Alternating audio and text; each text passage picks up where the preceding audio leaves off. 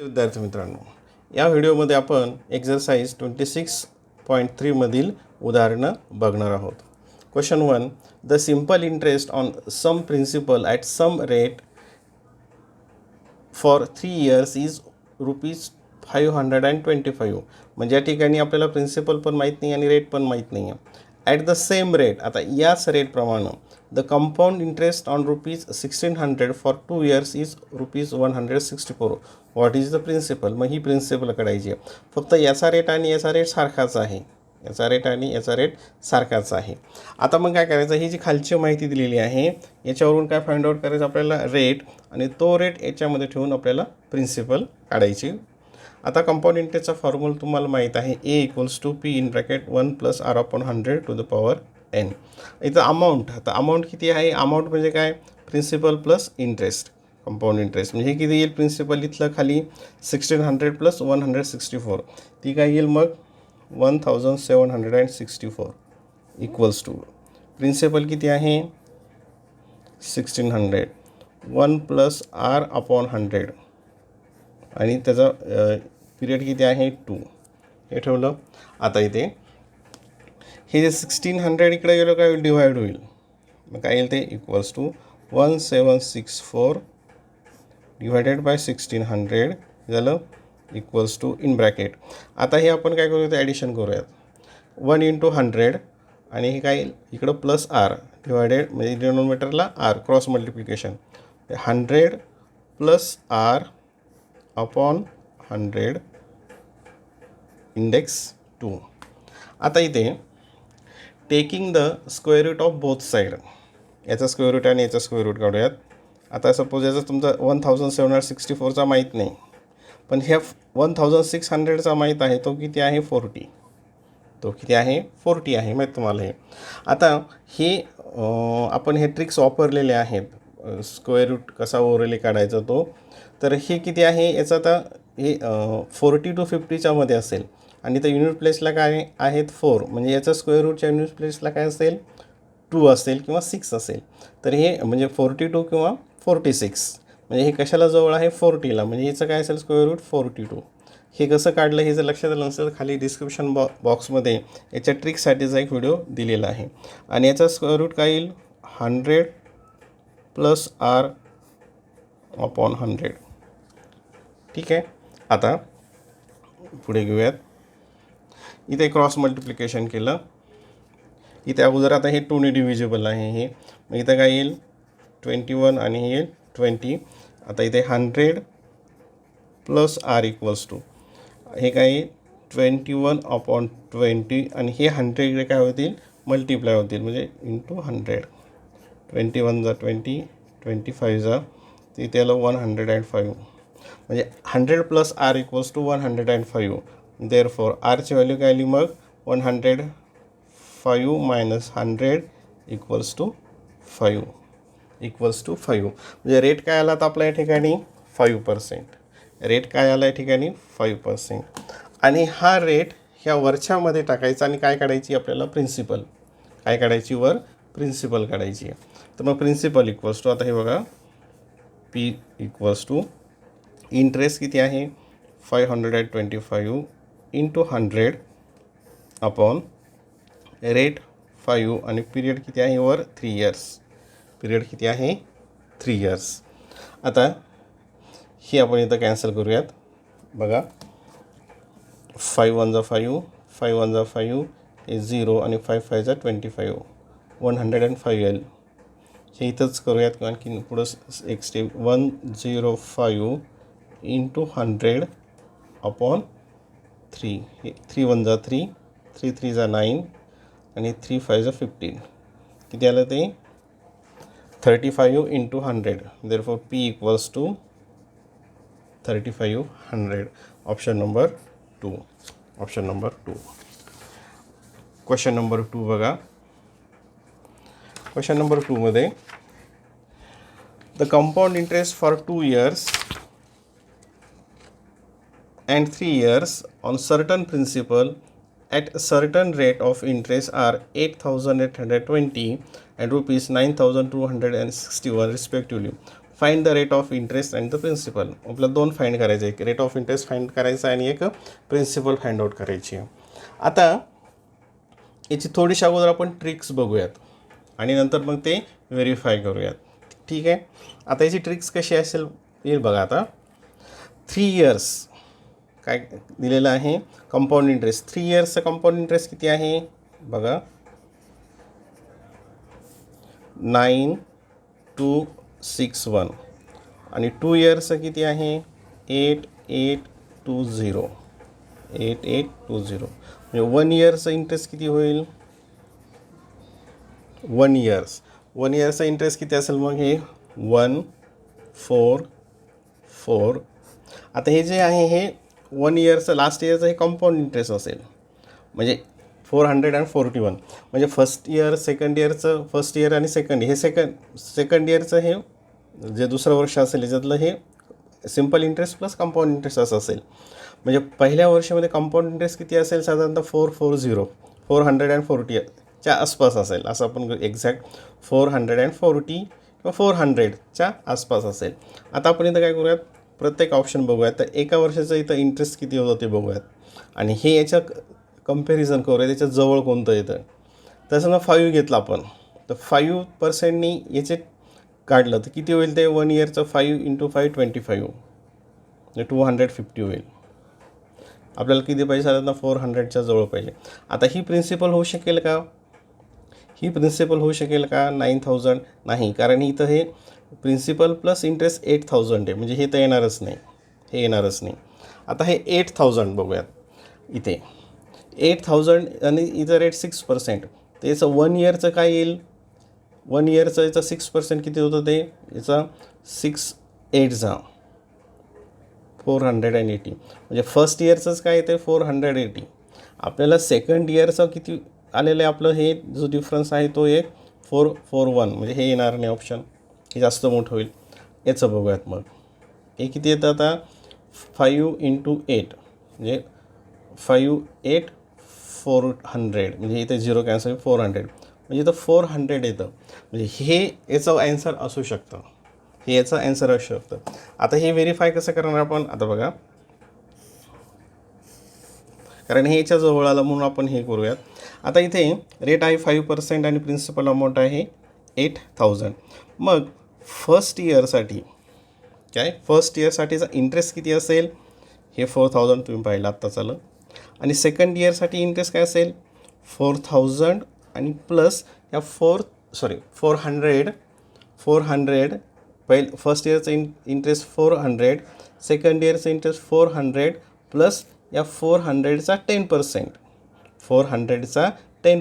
400चा 10%, तो किती येतो 400चा 10% येतो बघा, हे 400 त्याचा 5%ने आपण रेट कॅल्क्युलेट करतो आहे, ते आलं 20, तो आलं 20. म्हणजे सेकंड इयरसाठी इंटरेस्ट किती असेल, या दोघांची ॲडिशन म्हणजे काय येईल ते 420. आपली प्रिन्सिपल किती आहे 8000. मग टोटल हे फर्स्ट इयरचं, हे सेकंड इयरचं आणि हे प्रिन्सिपल, मग सगळ्यांची मिळून जी अमाऊंट होते ती किती होते इथे 0 2 4 8 हे 12 448 प्लस 4 नाही, हे घ्यायचंच नाही आहे, सॉरी हे घ्यायचं नाही, 448 आणि हे 8820 म्हणजे आपण या पद्धतीने सुद्धा हे सॉल्व करू शकतो. आता क्वेश्चन नंबर 3 सुद्धा आपण याच पद्धतीनं ट्रिक्स वापरूनही करू शकतो किंवा मेथडनीही करू शकतो. मेथडनी जर केलं तर त्यासाठी खूप वेळ लागू शकतो. आता हे ट्रिक्स वापरून कसं करायचं आहे बघा. The amount should be invested 4% for 3 years to get 19,510 as compound interest. आता याच्यापैकी कोणती अमाऊंट 4% 3 yearsनी कंपाऊंड इंटरेस्टनीचं काय होतं आहे, इतकं याचं इंटरेस्ट मिळतं. काय मिळतो, कंपाऊंड इंटरेस्ट मिळतो 19,510. आता अगोदर आपण हे ट्रिक्सनी बघूयात आणि नंतर एक्झॅक्ट कॅल्क्युलेशन्स किती होईल ते बघूयात.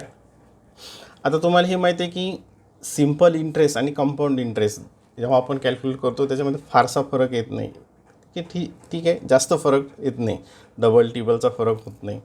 सपोज आता बघा, ही जी अमाऊंट आहे कोणती, ही जी अमाऊंट आहे ही अमाऊंट तुम्ही याचा सिम्पल इंटरेस्ट काढला, या अमाऊंटचा जर तुम्ही सिम्पल इंटरेस्ट काढला तर तो सिम्पल इंटरेस्ट किती होईल, कंपाऊंड इंटरेस्ट त्याच्यापेक्षा जास्तच असेल. ठीक आहे, आता याचा आपण सिम्पल इंटरेस्ट काढूयात. बघा, सिम्पल इंटरेस्टचा फॉर्म्युला याच्यासाठी म्हणजे 186,250 इंटू हे 4 इंटू हे 12 येईल अपॉन 100. तर हे येतं साधारणतः 23,500. मग हा जर सिम्पल इंटरेस्ट असेल तर कंपाऊंड इंटरेस्ट हा होऊ शकणार नाही, म्हणजे हे येणार नाही. दुसरं, सपोज हे घेतलं आपण 106,250 इंटू हे रेट इंटू पिरियड, हे 12 घेतलं डायरेक्ट अपॉन 100. याचं जर मल्टिप्लिकेशन केलं तर 12,750. आता हे जर सिम्पल इंटरेस्ट 12,700 आलं तर कंपाऊंड इंटरेस्ट यापेक्षा थोडासा जास्त असेल. आता याच्यामध्ये काय होतं, हे खूप डिफरन्स पडतो आहे. म्हणजे हा 3 इयर्सचा म्हणजे 1 इयरचा 4 येतो, म्हणजे हे 4,000च्या आसपास येईल, म्हणजे हे खूप डिफरन्स पडेल, म्हणजे हे पण येणार नाही. नंतर हे बघूयात 156,250 इंटू 12, हे 12 म्हणजे 4 इंटू 3 आणि इंटू डिवायडेड बाय 100, हा येतो 18,750, म्हणजे हा याच्या जवळपास येतो.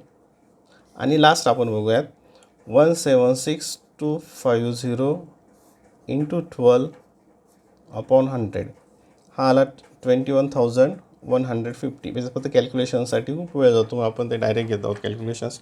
म्हणजे सिम्पल इंटरेस्ट जर काढला ह्या प्रिन्सिपलचा तर पहिल्यांदा येतो 23,000, म्हणजे जास्त येतो, म्हणजे हे ऑप्शन येणार नाही. हा येतो 12,000पेक्षा खूप छोटा कमी येतो, हा 18,000च्या आसपास येतो, आणि हा 21, म्हणजे हे पण येणार नाही, हे पण येणार नाही, हे तर फायनल झालं. म्हणजे हे कोणतं असेल मग याच्यातलं, ऑप्शन नंबर 3. कोणतं असेल, ऑप्शन नंबर 3 असेल. हे झालं ट्रिक्सनं, आता आपण काय करूयात, यासाठी मेथडचा यूज करूयात. आणि कारण मेथड याच्यामुळे घेतली नाही की ते खूप मोठं होतं, तरीसुद्धा आपण यासाठी मेथड कशी वापरायची ते आपण आता बघूयात. ठीक आहे, आता आपल्यामध्ये काय काढायचं आहे, प्रिन्सिपल काढायची आहे. आता कंपाऊंड इंटरेस्टचा फॉर्म्युला तुम्हाला माहीत आहे. कंपाऊंड इंटरेस्टचा formula A equals to P in bracket 1 plus R upon 100 N.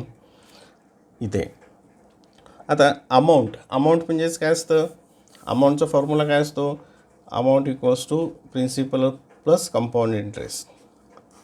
Principal plus compound interest म्हणजे काय लिहिते, principal plus compound interest equals to P1 plus R upon 100 to the power N. ठीक आहे, आता इथं आपण व्हॅल्यूज टाकूयात. पीची व्हॅल्यू आपल्याला फाइंड आउट करायची आहे. कंपाऊंड इंटरेस्ट किती आहे, 19,510 इक्वल्स टू. आता हे पी काय करू आपण, या साईडला घेऊयात, म्हणजे काय होईल ते, मग इथे हे व्हॅल्यूज टाकूयात. 1 प्लस आर किती आहे 4 अपॉन 100, आणि हे किती आहे 3, आणि हे पी इकडं प्लस आहे, इकडं आल्यावर मायनस होईल, इकडं आल्यावर काय होईल ते मायनस होईल. इथपर्यंत कॅटचं नाही. आता याचं कॅल्क्युलेशन्स करूयात. बघा इथे काय होतं, हे 4 1 जा 4, आणि इथं किती 4 1 जा 4, 4 2 जा 5 जा 1/25, आणि याचं क्रॉस मल्टिप्लिकेशन केलं आपण तर हे जे ब्रॅकेट आहे याचं काय आन्सर येईल, मग 25 प्लस 1 26, 25 प्लस 1 26, म्हणजे काय येईल ते, मग इकडचं लिहायची गरज नाही आता सध्या. ही इक्वल बघा P इन ब्रॅकेट 1, म्हणजे हा ब्रॅकेटची व्हॅल्यू काय येते 26 अपॉन 25 पॉवर 3 मायनस P. इथपर्यंत काय अडचण आली नाही. आता याच्यामध्ये आपण ही एक टर्म आणि ही याच्यामध्ये P कॉमन आहेत, आपण P कॉमन काढूयात. हे P कॉमन काढले. आता या ठिकाणी काय उरेल, मग इथं 26 अपॉन 25 ब्रॅकेट क्यूब मायनस इथे काय उरेल 1. आता 1ला आपण 1 क्यूब असं लिहू शकतो, 1ला आपण 1 क्यूब असं लिहू शकतो. ठीक आहे. आता बघा, मग हा एक तुम्ही फॉर्म्युला अभ्यासलेला आहे. कोणता फॉर्म्युला अभ्यासलेला आहे? तो हा फॉर्म्युला तुम्हाला माहीत आहे कोणता? A cube minus B cube equals to A minus B and A square plus A B plus B square. हा फॉर्म्युला तुम्हाला माहीत आहे. हा फॉर्म्युला तुम्ही अभ्यासलेला आहे. आता या फॉर्म्युलेचा यूज करून आपण इथं लिहूयात पुढे. बघा आता, इक्वल्स टू हे पी इथं कॉमन आलं. इथे अगोदर काय येईल याचं? अगोदर येईल ए स्क्वेअर म्हणजे हा 26/25 स्क्वेअर प्लस ए इंटू बी म्हणजे 26/25 इंटू बी. बी म्हणजे 1 इथे प्लस बी स्क्वेअर म्हणजे 1 स्क्वेअर आणि हे राहिलं आणखीन ए मायनस बी म्हणजे कोणतं? हे 26/25 मायनस 1. हे उलट झालं इकडे, त्यांनी काय फरक पडत नाही. हे आलं इथपर्यंत. आता 26 स्क्वेअर, आता हे आपल्याला इथं सॉल्व करायचं आहे. बघा 26चा स्क्वेअर काय येतो? इथे 26 स्क्वेअर किती येतो? 676 आणि 25चा स्क्वेअर येतो 625 प्लस ही इथं मल्टिप्लिकेशन केलं ते काय येईल? 26/25 प्लस 1चा स्क्वेअर काय येतो? 1, त्याला आपण 1/1 असं लिहूयात आपल्या सोयीसाठी. आणि ही सबट्रॅक्शन केली, ही काय येईल आता या ठिकाणी? 26 minus 25 cross multiplication 1/25 1/25 equals to. आता हे पी इथं आहे कॉमन प्रत्येक ठिकाणी. इथे बघा आता हे 625 आणि 1 हे डिनॉमिनेटर इक्वल डिनॉमिनेटर करायचं म्हणजे आपल्याला 625 सोपं जाईल. 625. मग आता प्रत्येकाला काय करावं लागेल? इथं 625 येण्यासाठी याला 25ने मल्टिप्लाय करावं लागेल आणि याला 625ने मल्टिप्लाय करावं. हे जसंच तसं राहील म्हणजे 676 प्लस 26 इंटू 25 26 इंटू 25 25 6 जा 150 कॅरी 15 25 2 जा 50 15 प्लस 50 प्लस ते किती 60 म्हणजे ते किती आलं 65. परत बघा 25 6 जा 150 0 कॅरी नंबर 15 25 2 जा 50 50 प्लस 15 650 प्लस आणि 1 इंटू 625 आणि डिनॉमिनेटर काय येईल आता 625 इंटू 1/25. इथपर्यंत काय अडचण नाही.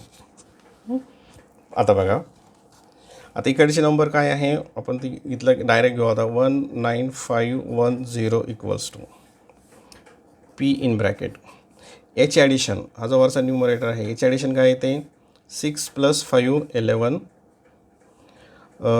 8 कॅरी घेतला याच्यामध्ये 8 + 5 13 13 14 15 कॅरी 1 6 12 18 + 1 19 आणि हे 625 इंटू हे 1/25 1/25. आता इथं पी इक्वल्स टू, आता इकडे लक्ष द्या, पी इक्वल्स टू हे 19510 ॲज इट इज. आता ह्याचा इथं उलट रेसिप्रोकल म्हणजे काय होईल? इंटू हे 25 हे 625 न्यूमरेटरला जातील आणि हे 1951 हे डिनॉमिनेटरला येतील आणि हे 25 न्यूमरेटर जातील आणि हा 1 खाली येईल. ही आली पीची व्हॅल्यू. आता इथे बघा 1951 1 जा 1951 आणि 0 याला इथे इक्वल्स टू हा मल्टिप्लिकेशन काय येईल पुढे इथे घेऊयात वाटल्यास 625 6250 इंटू 25 देअरफॉर. आणि मग पीची व्हॅल्यू किती आहे? तसं मल्टिप्लिकेशन केल्यानंतर हे 0 25ने मल्टिप्लाय केलं तर 25 5 जा 125 कॅरी 12 25 2 जा 50 आणि हे 2 सॉरी हे 6 इथे 2 आलं, इथे 6 आहे कॅरी. 25 6 जा 150 651 म्हणजे काय येईल हे 651 म्हणजे प्रिन्सिपल काय येईल 1,56,250 1,56,250 आणि आपलं ऑप्शनमध्ये किती आहे हे इथं 1,56,250. हे असं मेथडनी केलं तर येतं, पण यासाठी खूप वेळ लागतो. त्यासाठी जे दिलेली अगोदर ट्रिक होती कंपाऊंड सिम्पल इंटरेस्ट कॅल्क्युलेट करूनची, ती आपल्यासाठी खूप सोयीस्कर जाते.